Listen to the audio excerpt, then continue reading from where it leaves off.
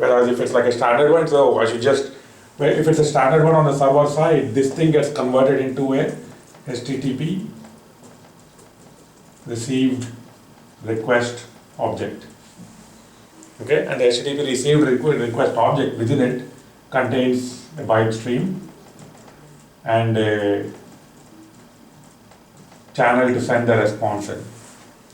So what happens is the server, whenever it gets this thing, it processes this, It forwards and then to it that sends the response, which is a channel response. Actually also is another byte stream. All it's asking for is a byte stream. It takes that response, whenever the response comes back on this channel, this guy is monitoring this response channel, and he'll send an HTTP response to the same request that's here by putting that response in the body of the response. So effectively you don't have to deal with HTTP, then you deal with byte streams, and like in the middle the library takes care of it. So Same thing with RPC. So libcon server will always be on the Sky commander, right? I mean, we use it multiple places, by the way. Libcon server is used everywhere. This is a generic library, right? Wherever we need a server client, we use it like libcon client server. Okay. Because even in Stargate there is a server. There also we use this one. Okay. So the one that Star Agent talks to parcel of whatever it wants to. Yeah. The same thing, because from Star Agent also we just send a byte stream to Stargate, and that is again like we want a single connection. So instead of doing HTTP post continuously between the Z host and ZVM, we just have a single connection on which we talk. The same thing with HTTP.2. So one nice advantage with the implementation of this library, this is one way to check that my implementation of the HTTP is correct, is that you can actually do a standard HTTP call on this server. Okay. Using using the HTTP library. So you don't have to go through the libcon to talk to this server. You can actually use the Golang HTTP library to send calls to this guy. And this guy should be able to parse it, and whatever response comes back, this guy should be able to understand it. And the same thing the other way, that we talk from here, when we just do standard HTTP to any HTTP server, and that guy should be able to parse the request we are sending, and the response that comes back, we should be able to parse it. So think of on the TCP socket, it's like we have multiple combinations. Libcon, HTTP client and libcon server, libcon client and a standard HTTP server. All of this should work, says that we are faithful in our HTTP protocol.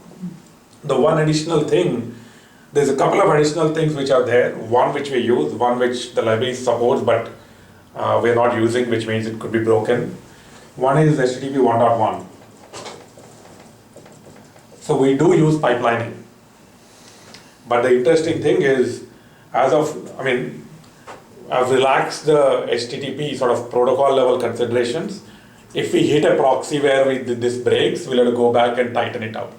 So HTTP 1.1 lets you do pipelining, where you send requests, but what happens is the responses, there's head of line blocking. Responses are expected to be the same order of whatever the requests were, I see. according to the standard HTTP protocol. Whereas we don't care, we actually put a sequence ID in the request itself, in the header, so the response comes back with the response head ID, so we match up the request appropriately here. Okay. So if you send n pipeline request before you get any response, and n come back, right? If they come back in any order, we don't care. In a standard HTTP 1.1, it's actually supposed to come back in the same order. I see. So if there's a proxy and if somehow it detects something weird going on, then we might run into this. I don't expect it to. I've run this through Squid Proxy. I've tested this through Squid Proxy and it seems to work fine. Yeah, the question now is that the reordering, will it happen because of the libcon or maybe something in the network? No, I mean server can respond to different requests at different time, right? Yeah, It's you a can processing take delay. different time to execute everything. Yeah. Right? I mean, That could be we get anything. For example, this is how command polls work. Otherwise, you'll have to open, we send a command poll, it's a long-lived request, everything is blocked off, right? Meanwhile, we're sending stats and this and events and everything else, which get acknowledgements back. So we basically rely on this HTTP 1.1 sort of thing to be honored by proxies. So Squid Proxy seems to be fine. We'll have to, there's n different proxies in the, at enterprises. We'll start running through a few of them. I think it's also working at JCPenney, because JCPenney also has a, I forgot which proxy, but they have a proxy. If it sends out like a stats request or something which talks to Cassandra, which is garbage collecting right now, it will take So they will forever. not, right? So the second thing which this supports, which we don't use at all, is this is bidirectional. Typical HTTP TCP connections is client server only. You send request, you get responses back. On this one, you can instantiate this libcon library on both sides. You don't call it a client or whatever, you just call it a libcon. And then this guy, you can get like, in addition to these channels, you actually can receive requests sent from the other side. You can actually get multiple channels where you send requests on the same thing and you get a response on the other channel or a request from the other side on the other channel. So the library supports it where you can read and write. And because HTTP is a very structured protocol, the first line of any new thing tells you whether it's a request or a response. Sure. So based on that, library should work. I've tested this when initially writing it, but we don't rely on it right now because I think proxies will barf if they see requests coming down the pipe, I think. So we don't use that mode right now. We still rely on the requests going one side. So you are saying that it is bidirectional in as much as we should be able to send requests from here. Yeah. I see. Yeah, requests and responses can flow from any direction. Okay. But like I said, proxies Connection most probably itself is won't. instantiated by the Stargate to the Star Commander to the Sky Commander somehow, and it stays that way. Yeah. We don't ever instantiate a connection in the other direction. No. Okay. Because we don't know where to go. So this is the only way the connection is instantiated. The connection is always from here, but once it's instantiated, there is theoretical possibility you can send requests from the other side, which we can use it locally within the cluster if we need it, we can use it. We're not using it right now. Anyway. Okay. Yeah, So now, one more question I have. So in case the TCP connection actually goes down because of the middle box, something, so then libcon actually takes care of identifying that. So somebody else yeah. takes No, libcon takes care of identifying and telling you that there was a disconnection. Okay. But the higher level reconnection, libcon, I had code in there to do that, but then I moved it out because everybody's reconnect logic was slightly different. There was no easy way to abstract, retry after 5 seconds, do this. Because one of the other handshakes, now we'll go to the higher level handshakes, like, I'll explain why the reconnect is not in the library. Any other question? Okay. So let's go to the higher level connectivity thing, which includes the commands, right? And then talk about how the command gets picked up, discovered, and routed. So we basically said there is a Stargate here. And the Stargate is talking to a Skygate.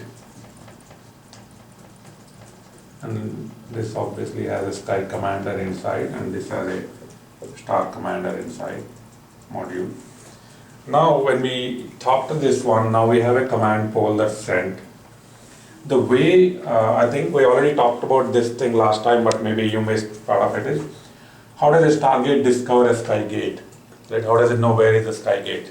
Because our thing is to run a clustered set of Skygates over time. Right. So the way it does is there is one discovery service, which is a Sky Bridge. This is also called the registry.zerostack.com. Right? So every Stargate knows it's hard-coded, the registry.zerostack.com is hard-coded in it. So whenever it starts up, it first sends a request here, gets a response of, okay, this guy looks up his own registry of what Skygates exist, and then based on that, he'll tell, responding, go talk to this Skygate, and then it goes and connects to a Skygate. So this we can do load balancing, geolocations and all sort of crazy stuff that we need to do over time. As of now, it just does the simple allocation. So this Sky Bridge is also one of the separate nodes of the Sky, or it will be like a responsibility addition to the other responsibilities? So the way we run right now is Skybridge and Skygates run in multi-node fashion in the Sky processes. Over time, they can start become more separated. As of now, every node is running all of these with an HA proxy fronting it. Okay. There's an HA proxy to front all the multiple instances we run. Okay. Now when we do this thing, right, now when we do this handshake and we discover, now the question is, if we leave, this is the protocol we said, right, now how does this guy know about what exists in the sky, right, how does Skybridge know? To do that, if we dive deeper into a Skybridge, how it works, right.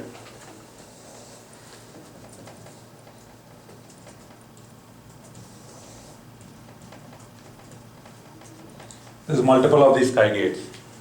These guys also have hard-coded what, like, the registry.zerostack.com address in it. And the SkyBridge has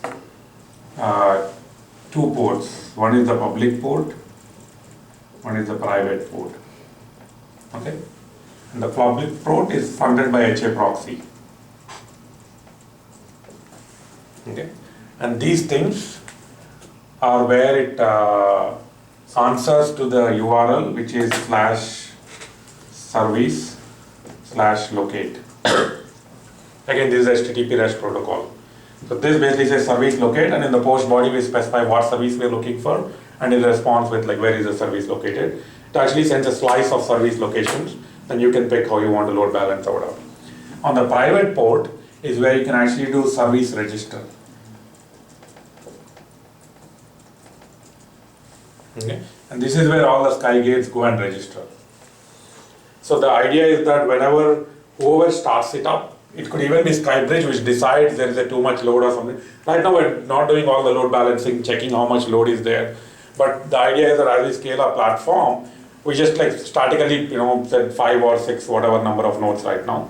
As we start scaling, it will actually start doing load checks on each of these and start one more, and also do intelligent things like this account has this many machines, and we start Sky Gates, and then we say, oh, by the way, let's try to restrict all machines from one account ID to go to a set of these Sky Gates. So we can sort of do some partitioning for security or compliance, whatever sort of thing also over time. But once we start these things, it's an independent process where it says somebody starts a Sky Gate. In future, like load balancer, SkyBridge, manual, whatever sort of a thing.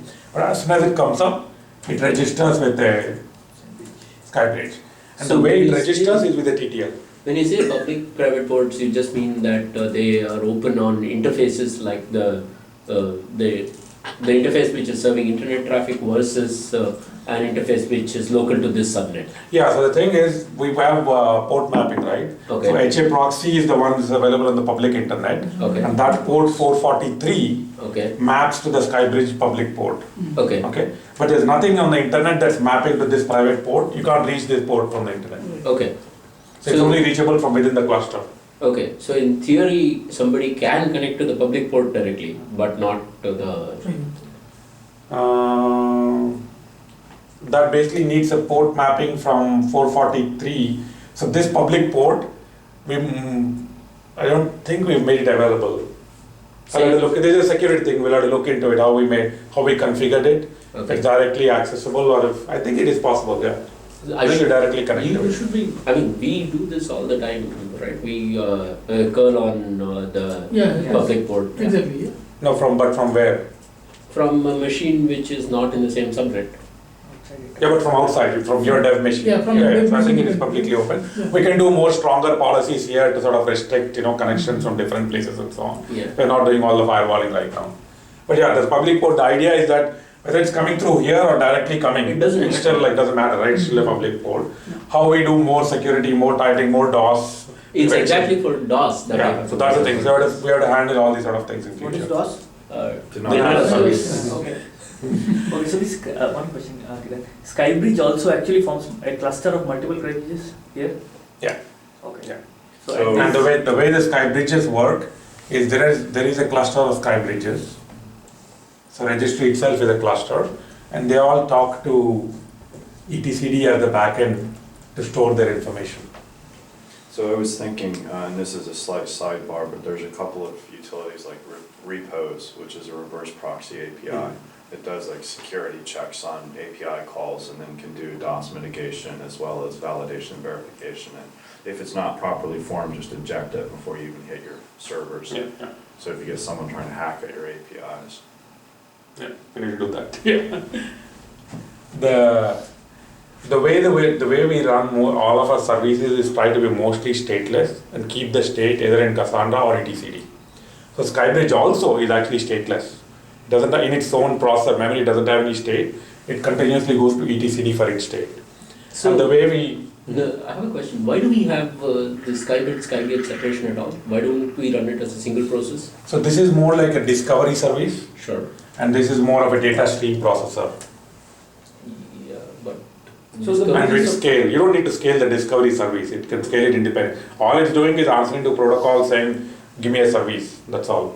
It's not really processing any data. Whereas these guys are actually heavy lifting a lot of data. You can size them very differently also, the VMs. But this is where all the stats are going. And this is the one connecting to the database. This guy doesn't know anything about Cassandra or database. So this is talking to Cassandra, Chronos and all these things to process data and do more work in future. But right now it is 1:1, like number of Skygates and number of Skybridges. Yeah, so we're running on all the machines, we're running, every machine runs Skygate and Skybridge and SkyMap, so all of them. So SkyMap also is run everywhere.